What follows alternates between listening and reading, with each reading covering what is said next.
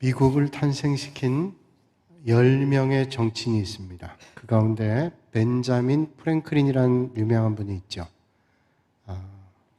이분은 어린 시절에 유복한 집에서 자랐습니다. 집이 넓은 대저택에 살다가 가난한 친구 집에 놀러 갔습니다. 가난한 친구 집은 아주 집이 작았겠죠. 이 친구 집에 갔다가 집으로 돌아오는 길에 일어섰는데 그만 문설주에 머리를 부딪혔습니다. 얼마나 세게 부딪혔는지 기절을 했어요. 한참 동안 기절했다가 깨어날 때 그 친구의 아버지가 프랭클린에게 그런 말을 했답니다. 야, 평생 동안 머리를 숙이고 살면 다칠 일이 없다. 그런 말을 했어요.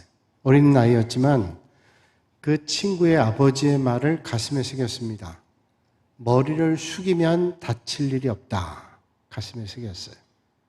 평생을 아주 겸손하게 살았던 사람이 벤자민 프랭클린이라는 사람이죠. 미국이 탄생됐던 주역 도시 가운데 하나가 필라델피아라고 하는 도시입니다.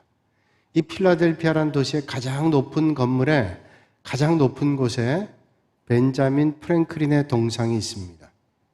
그리고 그 도시의 법으로 벤자민 프랭클린 동상보다 더 높은 건물을 세울 수 없다. 그렇게 정했습니다. 하나님 앞에 늘 겸손하게 살았던 프랭클린을 하나님께서는 높여주셨습니다. 오늘도 이 아침에 하나님 앞에 겸손하게 믿음의 길 걷는 여러분에게 하나님께서 높여주시는 은혜가 있기를 주님의 이름으로 축원합니다. 오늘 주님 말씀하시죠. 그러므로 하나님의 능하신 손 아래에서 겸손하라. 때가 되면 너희를 높이시리라.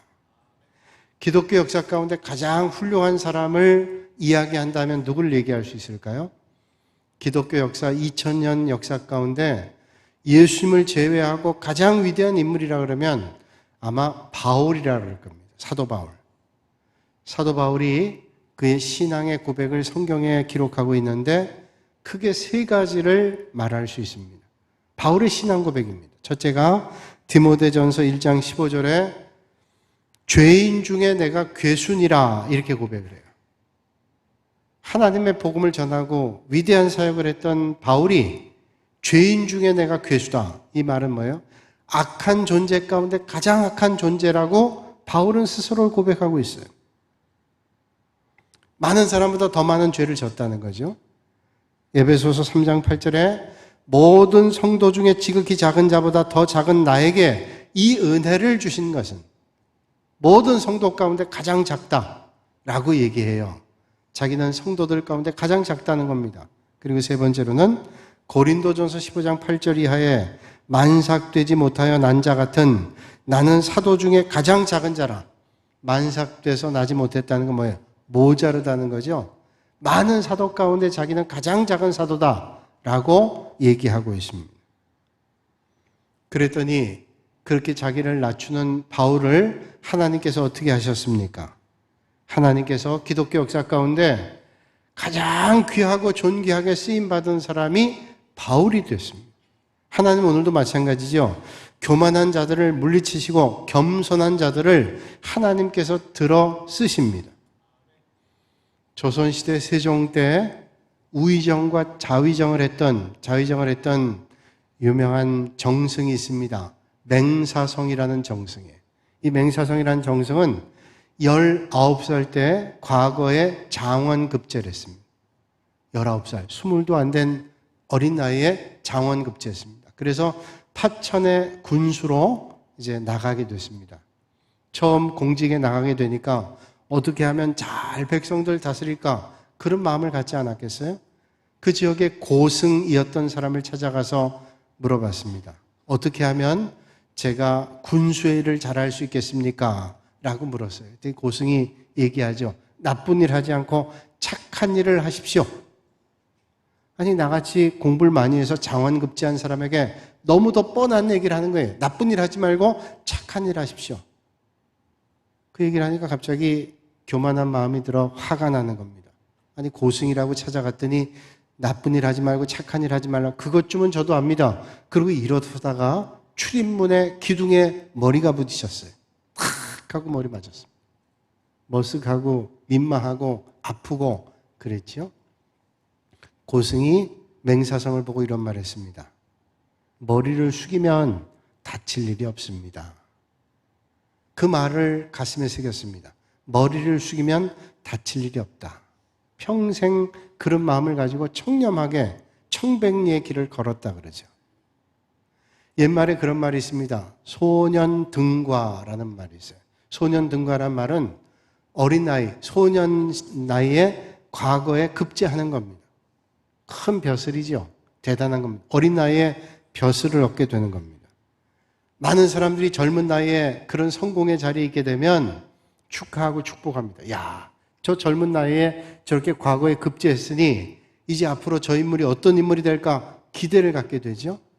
그런데 아이러니하게도 옛사람들이 말하는 것 가운데 인간의 세 가지 불행 가운데 가장 첫 번째가 소년등과라는 거예요. 두 번째는 뭐냐면 아버지의 힘으로 벼슬을 얻는 것이고, 세 번째는 재주가 많은데 글도 잘 쓴다는 거예요. 다 좋은 일 아니에요. 근데 그 첫 번째 가장 불행한 일이 소년등과라는 겁니다. 그래서 그런 말이 있습니다. 소년등과 일불행, 소년등과 부득호사. 이 말은 뭐예요? 소년등과하는 게 가장 큰 불행이고, 소년등과 부득호사, 소년등과해서 좋게 죽은 사람이 없다는 거예요. 그러면 왜 이렇게 심한 말을 했을까요? 이게 젊어서 벼슬하면 얼마나 좋은 일이에요. 여러분, 사법고시가 없어졌지만 우리가 옛날에 사법고시에 패스하는데 대학교 다니는데 1, 2학년 때 사법고시 패스했다. 대단한 거 아니에요? 그렇게 똑똑한 사람이 앞으로 뭐가 될까? 가끔 뉴스를 보면 그렇게 잘 나갔던 사람이 별로 좋지 않은 결과를 낸 것들을 볼 때 그 말이 일리가 있다는 생각이 들어요. 이상하잖아요. 젊은 시절에 장원 급제하고 과거에 급제해서 출세의 길에 다다랐다면 이게 축복할 일이고 좋은 일인데 그게 불행이다. 이상하지 않아요? 왜 그럴까요? 왜 일찍 출세하는데 불행하다고 얘기할까요? 너무 일찍 출세하면 나태해지기도 하고 교만해지기도 해서 그렇다라고 말하는 게 아닐까요? 오늘 본문 말씀 이전인 5절 말씀에 이렇게 말씀하고 있습니다. 서로 겸손으로 허리를 동이라. 하나님은 교만한 자를 대적하시되 겸손한 자들에게 은혜를 주시느니라. 하나님은 교만한 자를 대적한답니다. 하나님 교만한 자들 그냥 보는 게 아니라 대적해요. 적이라고 생각한다는 겁니다. 그러나 겸손한 자들에게 하나님께서 은혜를 주신다는 거예요. 여러분, 오늘도 주님 계신 곳은 겸손의 자리입니다. 겸손의 자리. 그러면 여러분, 겸손이라고 하는 게 뭘까요? 주님 계신 자리가 겸손의 자리고, 겸손한 사람에게 하나님께서 은혜를 주시고 교만한 자를 대적한다 하는데, 우린 겸손의 자리에 있어야 되는데 겸손이라고 하는 게 도대체 뭘까요? 앤드류 머레이라는 사람이 이런 말을 했습니다. 겸손이란 자아가 비켜나고 하나님을 왕위에 모시는 것이다. 자기가 비켜나는 겁니다. 자아가 비켜나고 하나님을 왕위에. 내 삶의 왕, 내 삶의 주인은 하나님입니다. 이게 겸손이라는 거예요. 여러분, 내가 주인 되고 내 인생을 내가 마음대로 하지, 그리고 필요할 때마다 하나님을 불러내는 것은 내가 주인인 겁니다. 교만한 겁니다. 근데 겸손은 하나님을 왕으로 삼고 하나님을 주인 삼고 나는 그 주님 앞에 순종하는 겁니다. 이게 겸손이라는 거예요. 크리프트라는 사람은 말했습니다. 겸손이라는 것은 내가 못났다고 생각하는 것이 아니라 내가 잘났든 못났든 내 생각을 안 하는 것이다. 덜 하는 것이다. 이게 무슨 말일까요? 우리가 겸손하다 그러면 난 부족하고 나는 연약하고 나는 못났고 이걸 겸손하다고 생각하는데 아니라는 거예요. 크리프트의 말은 겸손이라고 하는 것은 내가 잘났든 못났든 나를 덜 생각하는 거다. 그 말을 바꿔 얘기하면 나를 생각하기보다 주님을 생각하는 거예요. 여러분, 내가 못났다, 내가 부족하다 라고 얘기하면서 얼마나 교만한 사람들이 있는데요. 말은 내가 부족하다, 연약하다 그러면서 얼마나 상대방을 비난하고 조롱하는 사람들이 있는데 그 겸손이 아니죠. 정말로 겸손이라고 하는 게 뭘까요? 정말로 겸손이라고 하는 것은 내가 주인 되는 게 아니라 하나님께서 내 인생의 주인 돼서 내 뜻을 십자가에 못 박고 하나님의 뜻을 드러내는 것을 겸손이라고 성경은 말씀하고 있습니다. 그러니까 겸손한 사람은 항상 하나님의 말씀대로 살기를 힘쓰는 사람입니다. 성경에 로마서 12장 10절에 존경하기를 서로 먼저 하며 말씀했습니다. 그럼 존경하기를 먼저 하는 겁니다. 이게 말씀대로 사는 겁니다. 빌립보 2장 3절에 오직 겸손한 마음으로 각각 자기보다 남을 낮게 여기고 라고 말하면 우리가 겸손한 마음 가지고 하나님의 말씀대로 상대방을 존중하고 배려하는 삶이라는 거예요. 이게 말씀대로 살아가는 거, 이게 바로 겸손한 삶이라는 거예요. 사실 우리가 나보다 나은 사람들 존경하고 존중하는 거 쉽습니다.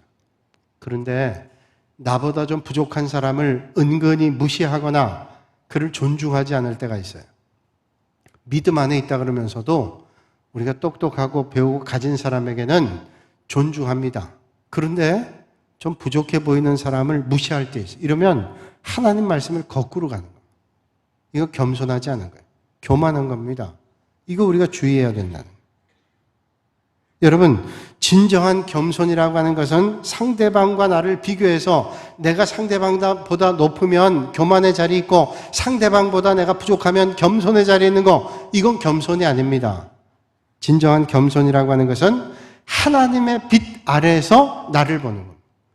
하나님의 빛 아래에서 나를 볼 때 하나님에서 나를 보면 내가 얼마나 부족한 존재, 내가 하나님의 빛 아래 볼 때 나는 아무런 존재도 아니다, 너무 부족하다, 하나님이 없이는 나는 이 자리에 설 수도 없는 존재다 라고 하는 사실을 날마다 기억하며 살아가면 겸손의 길을 걸을 수가 있다고 하는 것입니다.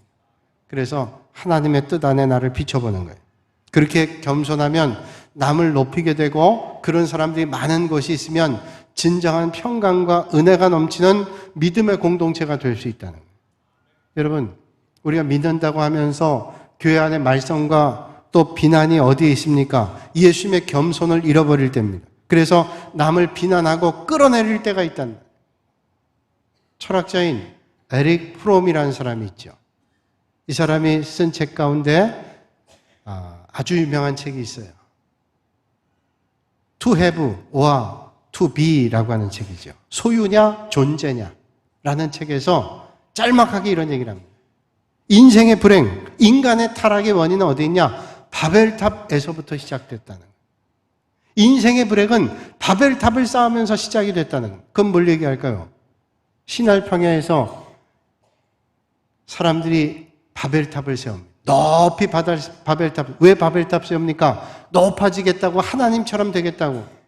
적어도 다른 사람보다 내가 높아지겠다고. 그러게 됐다는 거예요. 그러다 보니까 높아지기 위해서, 내가 더 많은 걸 가지기 위해서, 위에 군림하기 위해서 전쟁하게 되고 다투게 되고 싸우게 되고, 그때부터 인생의 불행은 시작되게 됐다는 거예요. 여러분, 바울은 하나님 앞에 참 겸손한 사람이었습니다. 사도 가운데 사도였습니다. 훌륭한 사람이었습니다. 그런데 이 사람이 내가 죄인 가운데 가장 큰 죄인이요, 내가 사도 가운데 가장 작은 사람이요, 나는 연약한 사람이라고 고백했단 말이에요. 그랬던 위대했던 사람인 그가 고린도전서 15장 10절에 말씀하죠. 내가 나된 것은 하나님의 은혜로 된 것이니 내게 주신 그의 은혜가 헛되지 아니하며 내가 모든 사도보다 더 많이 수고하였으나 내가 한 것이 아니요 오직 나와 함께 하신 하나님의 은혜로라 고백하고 있습니다. 내가 아무리 많은 일을 했다 할지라도, 내가 아무리 힘써 주님의 일을 했다 할지라도 이거는 내가 한 게 아니라 오늘 내가 이런 일들을 이루게 된 것은 하나님의 은혜였다라고 하는 고백이에요. 여러분, 바울은 하나님 앞에 이런 마음 가졌습니다. 내가 모든 일을 이룰 수 있었다. 이게 하나님의 은혜라는 거예요. 여러분, 교만한 사람은 남보다 잘된 것이 하나님의 은혜인 줄 모릅니다. 내가 남보다 잘났기 때문에 이렇게 됐지라고 생각해요. 이게 얼마나 어리석은 인생입니까? 이런 교만한 사람을 향해서 주님께서 말씀합니다. 누가 너를 남달리 구별하였느냐? 내게 있는 것 중에 받지 아니한 것이 무엇이냐? 내가 받았은즉 어찌하여 받지 아니한 것이 자랑하느냐? 네가 받지 않은 게 어디? 다 하나님께로부터 왔다라고 주님께서 책망하고 있어요. 여러분, 오늘 이 아침에 여러분들이 주님 앞에 나와 예배드리지만 가만 생각하면 하나님의 은혜예요. 우리가 믿음이 있어 예배당에 나왔지만 아무리 믿음이 있어도 하나님께서 건강 주시고 은혜 주시지 않으면 예배 드릴 수가 없어요. 이런 날, 여러분, 비 오는 날 예배당 오기 쉽지가 않아요. 그런데 비 오는데 예배당 나올 수 있는 게 하나님의 은혜입니다. 나올 수 있는 믿음의 결단도 주시고, 결단만 가지고 되나요? 하나님께서 은혜 주시고 그 길을 열어주셔서 하나님 앞에 나와 예배드리는, 예배드려도 하나님의 말씀을 들을 수 있는 귀한 은혜가 있기 때문에 하나님의 말씀을 듣고 깨달을 수 있는 은혜가 있어요. 오늘 이 아침에 여러분들에게 그런 은혜가 넘치실 수 있기를 주님의 이름으로 축복합니다. 어느 날 밤에 기름을 잔뜩 빨아들여서 제법 밝아진 호롱불이 있어요. 그 호롱불에 비춰서 주인이 바느질을 하고 있습니다. 호롱불이 그 주인이 바느질하는 걸 비춰주면서 이런 말을 했다 그래요. 주인님, 이만하면 저 높은 달의 불빛보다 제가 더 밝죠? 세상에 이렇게 아름다운 불빛을 내는 호롱불이 어디 있어요? 이 불빛이 있기 때문에 주인님도 바느질할 수 있는 거 아니에요? 주인님도 그렇게 생각하죠? 아주 교만을, 죄송합니다, 떨고 있어요. 그런데 그때 바람이 휙 불더니 호롱불이 꺼졌습니다. 갑자기 캄캄해지는 거예요. 주인은 바느질을 멈추고 호롱불 심지에 불을 붙였습니다. 그때 불이 붙었어요. 호롱불을 향해서 주인이 이런 말을 했습니다. 곧봐라. 네가 뭘 그리 잘났다고 떠들어대냐. 겸손할 줄 좀 알아야지. 이까지 바람 하나 분다고 꺼져버리는 호롱불 주제, 뭘 그렇게 말해? 바람 부는 거에 꺼지는 호롱불이 뭘 그렇게 교만해?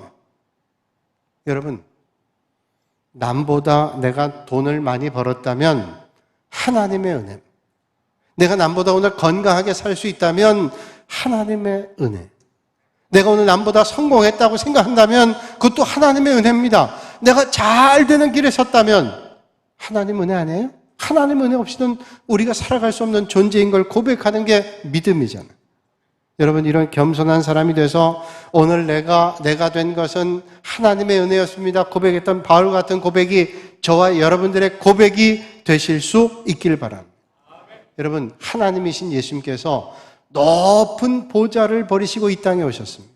낮고 낮은 곳으로 오셨습니다. 한없이 낮추셨습니다. 겸손함으로 고난의 십자가를 지셨습니다. 고난의 십자가를 지실 뿐만이 아니라 죽기까지 십자가를 지셨습니다. 빌립보 2장 6절로 8절에 말씀하죠. 그는 근본 하나님의 본체시나 하나님이시라는 거예요. 하나님과 동등됨을 취할 것으로 여기지 아니하시고 오히려 자기를 비워 종의 형체를 가지사 종이 되셨어요. 사람들과 같이 되셨고 사람의 모양으로 나타나서 자기를 낮추시고 죽기까지 복종하셨으니 그 십자가에 죽으십니다. 여러분, 사람이 낮아지는데 가장 낮아지는 건 죽는 것까지 낮아지는 거예요. 여러분, 죽는 것까지 낮아지는 겁니다. 내가 죽는 거예요. 그것처럼 낮아지는 게 어디 있어요? 주님은 얼마나 낮아지셨는지, 하나님이신 분이 우리들의 죄를 위해서 죽기까지 낮아지셨다는 거예요. 예수님은 자기를 낮추시고 자기를 하나님께 복종케 하신 것을 증명할 수 있었던 것은 하나님의 뜻에 따라서 죽는 겁니다. 여러분, 이 땅에 와서 우리를 위해서 죽어주신 분이 예수님이잖아요. 주님이 이 땅에 오실 때 죽기 위해 이 땅에 오셨습니다. 여러분, 예수님은 인간의 몸을 입고 이 땅에 오셨기 때문에 죽는다는 게 고통스러웠습니다. 그것도 십자가에 달려 죽는다는 것은 보통 죽음이 아닙니다. 얼마나 고통스러웠어요. 주님 아시고 겟세마네 동산에서 기도하셨어요. 주님, 이 고난의 잔을 옮길 수만 있으면 옮기게 해주세요. 그러나 내 뜻대로 아니라 주님 뜻대로 기도했습니다. 여러분, 겸손은 뭐예요? 겸손은 상대방과 비교해서 나를 낮추는 게 아니라 겸손은 하나님의 빛 아래 나를 비춰서 주님 뜻에 내 뜻을 십자가에 못 박는 겁니다. 그리고 이제 내 뜻을 버리고 하나님의 뜻을 따르는 겁니다. 그게 죽기까지는 할지라도 그 뜻에 순종하는 것이 진정한 겸손이라는 거예요. 겸손은 하나님의 은혜 없이는 힘듭니다. 하나님의 은혜 앞에 나를 십자가에 못 박지 않고는 하나님의 은혜 안에 우리가 겸손할 수가 없다는 거예요. 사람들이 때로는 괴롭게 하고 못 살게 굴 때 오히려 그 기회가 하나님의 은혜를 기억하며 겸손의 은혜를 만날 수 있는 축복의 시간 되시고, 모든 사람들 때문에 여러분들 낮춰지는 시간이 있다면 그 시간이 하나님의 은혜를 만나는 겸손의 기회를 삼으실 수 있기를 바랍니다. 그거 가지고 원망하고 좌절하고 불평하지 말고 이 기회를 통해서 하나님의 그 십자가 보혈을 생각하면서 겸손의 기회로 삼자. 그러면 여러분 하나님의 은혜가 그 자리에 넘치는 거예요. D.L. 무디라고 하는 전도자가 있죠. 무디는 유명한 전도자입니다. 한 도시에서 복음 전도 집회를 했습니다. 유명한 무디가 왔다고 하니 그 도시의 신문사의 기자들이 가서 인터뷰를 요청했어요. 선생님, 인터뷰를 좀 하고 싶습니다. D.L. 무디가 복음 전하러 왔는데 그 일이 바빠가지고 인터뷰할 시간이 없었습니다. 그래서 미안합니다만 인터뷰할 시간이 안 됩니다. 죄송합니다. 기자들이 무디가 괘씸했습니다. 기사를 썼는데 그 다음날 모든 신문 기자들이 이렇게 썼어요. 교만한 전도자 무디. 제목이 교만한 전도자 무디. 자기들의 인터뷰를 받아주질 않았다는 거예요. 무디의 동역자들이 화가 났습니다. 아니 무디를 어떻게 보고 무디가 얼마나 복음 사역을 해서 애쓰는 사람인데 이 무디를 교만한 전도자라고 화가 났습니다. 동역자들이. 그런데 정작 당사자인 무디는 끄떡을 안 해요. 전혀 그게 개의치 않습니다.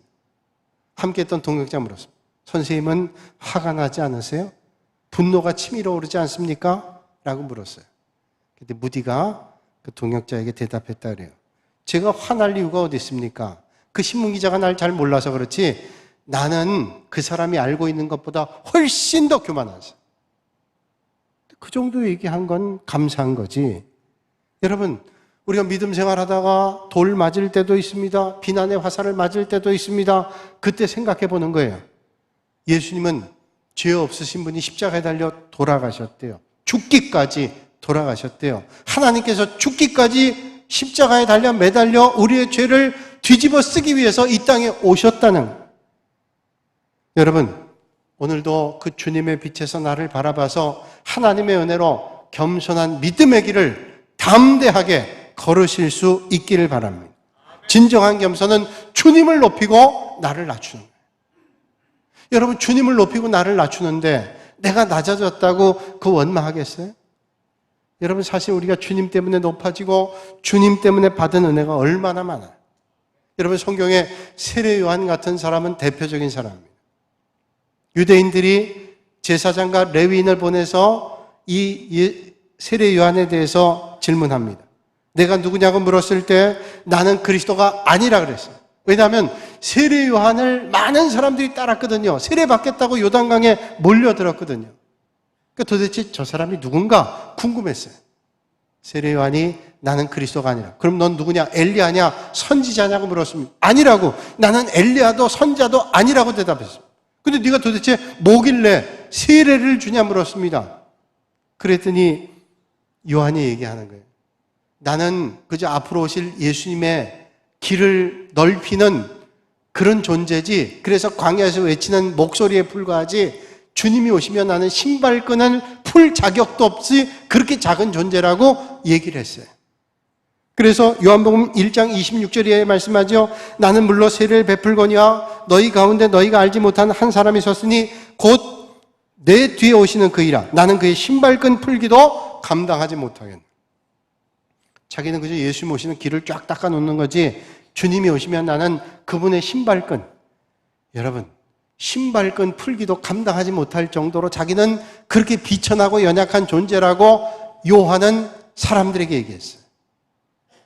이렇게 겸손했던 세례 요한을 예수님께서 신발끈도 너는 풀지 못할 만한 존재라고 얘기하셨어요? 성경은 세례 요한에 대해서 예수님께서 뭐라고 말씀하신가를 분명하게 말씀합니다. 여자가 낳은 자 중에 세례 요한보다 큰 이가 일어남이 없도다. 여러분, 이 자리 여자 통해서 안 나온 분 계세요? 다 여자의 몸을 통해 나와요. 그런데 이 세상에는 어떤 세상의 존재보다 가장 큰 사람이 세례 요한이에요. 예수님의 신발끈을 풀 존재도 못 된다고 겸손했던 요한을 주님은 높이셨어요. 여러분, 겸손한 사람은 그래서 은혜를 사모합니다. 왜? 자기의 부족함을 알기 때문에. 그러나 교만한 사람은 하나님의 은혜를 사모하지 않습니다. 자신이 잘난 줄 알기 때문에. 믿음 생활하면 교만하지 않아요. 믿음이 깊어지면 겸손입니다. 하나님의 은혜 없이는 나는 도저히 살아갈 수 없는 걸 알기 때문에. 그러나 하나님의 은혜를 깨닫지 못하면 영안이 어두워서 하나님의 은혜를 사모할 수도 없고 교만이 가득 차 있습니다. 교만한 사람은 은혜를 받지 못하니까 영안이 어둡고 자기 허물과 죄악이 보이질 않고 심령이 메말라서 날마다의 삶이 지옥입니다. 믿음 생활 대충 하면서도 믿음 생활 잘하는 줄로 압니다. 착각합니다. 내가 믿음이 얼마나 좋은데 믿음 생활 안 해요. 그러면서도 믿음이 좋은 줄로 착각하는. 그러나 겸손한 사람은 하나님의 은혜를 사모합니다. 하나님이 주시는 은혜를 받습니다. 영안이 밝아집니다. 남들이 보면 훌륭하게 보여도 자기가 볼 때 얼마나 부족하고 하나님의 빛 안에 자기가 얼마나 허물이 많은지를 보면 하나님의 은혜구나 고백하는 삶을 살아가게 되죠. 그래서 더 하나님의 은혜를 사모하게 되는 거예요. 여러분, 하나님 오늘도 이런 겸손한 자를 높이시는 줄로 믿습니다. 하나님 이런 사람 높이시는 거예요. 미우라 아야코라고 하는 일본의 작가는 빙점이라는 소설 써서 유명해졌습니다. 1964년 7월 6일에 신문사에 이 소설을 냈는데 입선이 됐어요. 신문사에 전화가 왔습니다. 기쁜 소식을 남편 미우라에게 소식을 전했습니다. 남편이 퇴근하고 이 미우라 아야코를 만나더니 2층으로 올라갔어요. 그 2층은 늘 기도하는 방이었습니다. 기도방에 가서 남편이 미우라 아야코의 손을 잡고 무릎 꿇고 하나님 앞에 기도했습니다. 하나님 겸손하게 해주십시오. 1,000만 원의 1,000만 엔의 상금을 받고 사람들에게 유명해지기 시작하면 교만해지기가 쉽습니다. 절대로 교만하지 않도록, 절대로 잊지 않고 교만하지 않게 해주세요. 미우라 아야코가 늘 얘기해요. 그때 남편의 기도가 늘 내 머리에서 떠나질 않는다. 1,000만 엔 상금 받고 사람들에게 유명해지기 시작하면 교만해질 거예요. 절대로 그러면 안 된다. 여러분, 하나님께서 기뻐하는 사람은 뭘까요? 하나님 기뻐하는 사람은 겸손한 거예요. 하나님 주신 은혜를 사모하면서 오늘 내가 된 것은 하나님의 은혜. 아무리 위대한 하나님의 일을 했던 바울이라 할지라도 오늘 내가 된 것은 하나님의 은혜다. 이 은혜를 잊지 않고 살아가는 사람을 하나님께서 높이 쓰시고 위대한 하나님의 나라의 일꾼으로 삼아주시는 줄로 믿으시길 바랍니다. 뿐만 아니라 6절에 말씀하지요. 그러므로 하나님의 능하신 손 아래에서 겸손하라. 때가 되면 너희를 높이시리라. 겸손하라 그러면서 때가 되면 높이신다는 거예요. 우리가 때가 된다는 건 막연히 합니다. A.W. 토저라고 하는 유명한 작가가 있습니다. 신앙서적의 작가인데 이 사람이 쓴 책 가운데 내 주인은 누구인가? 라는 책이 있어요. 그 책의 줄거리 뭐냐면 네 인생의 주인이 넌 좋아하냐? 아니다. 하나님이라는 거예요. 그 책에 이런 말 합니다. 하나님의 때가 뭐냐? 상황을 전부 고려해서 가장 적합할 때, 하나님께서 가장 적합하시다고 판단할 때, 하나님께 영광 돌리고 사람에게 최대한 유익을 끼칠 때, 이때가 때라는. 하나님께서 우리를 높이시기 전에 우리가 기다려야 될 때 있어요. 이때 빨리 좀 뭔가 되면 좋겠는데 하나님은 기다리라는 거예요. 기다리라는 거예요. 그 때가 하나님 원하시는 때고 모든 사람에게 유익을 끼칠 때고 그때가 가장 적절한 때라는 거예요. 우리는 못 기다리겠어요. 좀 이때 뭐가 돼야 되겠다고 생각합니다. 그런데 하나님의 때는 하나님의 영광 받으시고 하나님의 역사를 이루고 모든 사람에게 유익할 그 때를 하나님은 기다리라고 말씀하시는 거예요. 여러분, 어떤 사람에게 그가 노력하지 하나도 안 하는데 또 그걸 감당할 수 있는 능력도 없는데 만약에 주어진다면 그게 복일까요? 간단하게 얘기한다면 칼이나 불 같은 거 감당할 수 없는 사람에게 옛다 칼 받아라, 옛다 불 받아라. 칼과 불이 얼마나 요긴하게 쓸 수 있어요. 그러나 사용할 줄 모르는 사람에게, 사용할 자격이 없는 사람에게, 사용했다가 큰일 날 사람에게 칼과 불을 줬다가는 몸에 상처를 입거나 불을 내거나 그래서 자기도 어려움 당하고 주변에 있는 사람 다 어려움 당하게 그렇게 할 수 있는데 그 사람에게 칼과 불을 아무 때나 주면 그게 복이 될까요? 절대로 복이 안 되죠. 그러니까 하나님께서 때가 될 때 주시는 때가. 그러니까 오늘은 그 때를 기다리면서 믿음의 성도는 기도하면서 믿음의 길을 걷고 하나님이 주시는 때를 기다리는 거예요. 이게 지혜로운 믿음의 사람. 성경에 다니엘을 아시죠, 여러분? 다니엘은 믿음으로 살았던 사람이에요. 포로로 끌려갔지만 왕이 주는 맛있는 음식과 귀한 것들로 줘도 그것으로 자기는 하나님 앞에 향한 믿음을 잃지 않겠다고 살았던 사람. 하나님 앞에 기도하는 일 게을리하지 않았습니다. 그렇게 믿음의 길 걸었다가 어떻게 됐어요? 사자굴에 던져졌습니다. 사자굴에 던져졌어요. 아니 그러면 사자굴에 던져지지 말아야지. 오히려 해방되고 하나님의 은혜 가운데 살아야 되잖아요. 근데 사자굴에 던져졌어요. 사자굴에 던져졌을 때 어떻게 했어요? 시장한 사자가 덤벼들까 두렵고 공포스럽고 고통스럽고 얼마나 힘들었겠어요. 빨리 하나님 보내주세요 라고 생각하지 않았겠어요? 그런데 하나님은 그날 밤에 사자굴에서 사자와 함께 다니엘이 머물게 하십니다. 그리고 그 다음날 아침에 때가 되니 하나님께서 풀어주셨어요. 그걸 보고 어땠어요? 하나님 영광 올리고 많은 사람들이 하나님의 살아계신다고 고백하잖아요.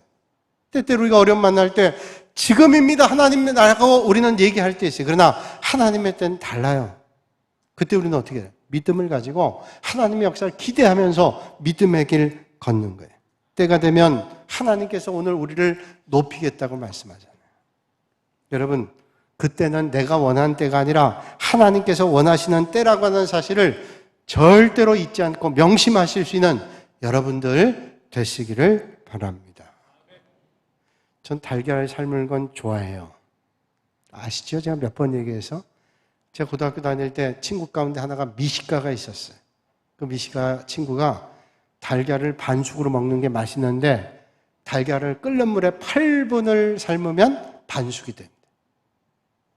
그래서 한번 해보라는 거예요. 그래서 제가 그 말 듣고 그날 와서 해봤어요.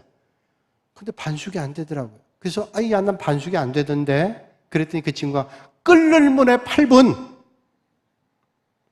그냥 넣어서 8분이 아니라 끓는 물에 8분 팔팔 끓을 때 넣어서 8분이란 그걸 또 턱 넣으면 깨집니다. 그러니까 국자에서 살짝 넣으면 끓는 물에 8분 정확해요. 반숙이 돼요. 저는 그래서 좀 덜 반숙이 좋아서 7분 30초에 꺼냅니다. 여러분, 덜 돼서 꺼내면 어떻게 돼요? 완전 물 되는 거예요. 더 돼서 꺼내면 완숙되는 거예요. 때가 있어요. 모든 일에 때가 있어요. 하나님의 역사에 때가 있습니다. 여러분, 오늘 믿음의 사람은 그 하나님의 때를 기다리며 하나님의 역사를 기대하는 거예요. 열기구가 있습니다. 풍선이 하늘 높이 뜨잖아요. 거기 사람이 타잖아요. 터키 가파도키아 같은 경우는 열기구가 많이 뜨죠. 제주도에도 열기구 띄워서 사람들이 높은 곳에 구경합니다. 열기구의 달인이라고 하는 별명이 붙은 피커드라는 사람이 있어요. 기네스북에 오른 사람. 아주 먼 거리를 열기구를 타고 여행을 했습니다. 이 사람이 자기의 기록을 갱신하기 위해서 열기구를 타고 지중해를 통과합니다. 이 사실을 사람들에게 알리기 위해서 방송사에서 따라붙었어요. 헬기를 타고 취재를 합니다. 열기구가 순풍에 돛단 듯이 날아가다가 중간쯤 갔는데 이게 통제가 안 되는 겁니다. 그래서 열기구가 날라서 리비아 쪽으로 가는 거예요. 큰일 났어요. 왜냐하면 그 당시에 리비아로 비행물체가 들어가면 대공포에 맞습니다. 그저 거기 들어가면 대공포에 맞는 거예요. 근데 열기구가 통제가 안 되고 대공포를 맞게 리비아 쪽으로 가는 거예요. 모래주머니를 던지기도 하고 그 열을 내는 버너를 높이기도 낮추기도 하면서 아무리 방향을 조정해놔도 안 되는 겁니다. 계속하는 거예요. 이젠 다 틀렸습니다. 다 손 놓고 열기구 바구니에 앉아서 엎드려서 하나님 앞에 기도했어요. 하나님, 큰일 났습니다. 대공포에 맞으면 죽는 거 알아요. 엎드려 하나님 앞에 기도했어요. 기도하는 중에 자기가 얼마나 교만한 존재인 걸 깨닫게 됩니다. 믿음 생활을 내가 얼마나 게을리 했던 걸 깨닫게 됐습니다. 그리고 내가 얼마나 세상에 하나님 잊어버리고 세상 향해 살았는지를 깨닫게 돼요. 처절하게 하나님 앞에 자신의 부족을 고백했어요. 그런데 그 순간 정말로 거짓말처럼 바람이 잔잔해서 열기구가 멈췄어요. 통제할 수 있게 됐어요. 버너를 켜고 모래주머니를 바꿔서 달아가지고 방향을 바꿨습니다. 돌아갔어요. 그가 돌아와서 그런 말을 했습니다. 인생은 바람에 흔들릴 수밖에 없는 존재라고. 나는 바람의 포로라고. 하나님의 은혜 없이는 살아갈 수가 없는 존재라고. 여러분들이 지금 풀무불 속에 있는지 모르겠어요. 여러분들이 특별한 믿음의 시험 가운데 있는지 모르겠습니다. 아버지 하나님 그러면 절규하고 있는지도 모르겠습니다. 그러나 어떤 상황에 있다 할지라도 꼭 기억하세요. 아무리 응답이 없는 것 같다 할지라도 하나님의 계획에 적절한 때 하나님께서 역사해 주실 것. 이게 믿는 건 믿음. 때로는 기다려야 돼요. 다니엘이 사자굴에 던졌을 때 그날 밤에 좀 풀어줘야 되잖아요. 그런데 하나님은 때를 기다리게 합니다. 믿음의 연단을 하나님은 원하시는 거예요. 그리고 그 시간에도 하나님을 높이고 겸손의 길을 걷고 시련의 불을 잘 견뎌내면 언젠가 하나님께서 여러분들을 들어서 높여 쓰시게 될 줄로 믿습니다. 오늘 주님은 우리에게 말씀하세요. 그러므로 하나님의 능하신 손 아래에서 겸손하라. 때가 되면 너희를 높이시리라. 거룩하신 아버지 하나님, 오늘 믿음의 길 걸어갈 때 어떤 때는 내 생각과 내 판단으로 앞서서 하나님의 뜻을 가로막을 때도 있습니다. 그러나 오늘 우리가 겸손하게 하나님 앞에 온전히 맡겨드리고 하나님의 때 맞춰 때가 되면 높이시는 주님을 기대하며 믿음의 길 걷게 하여 주시옵소서. 오늘 이 시간 시련의 길, 연단의 길, 어려움의 길을 걷는다 할지라도 하나님의 때를 기대하며 믿음의 길 걷는 성도들 되게 하여 주시옵소서. 예수님의 이름으로 기도하옵나이다. 아멘.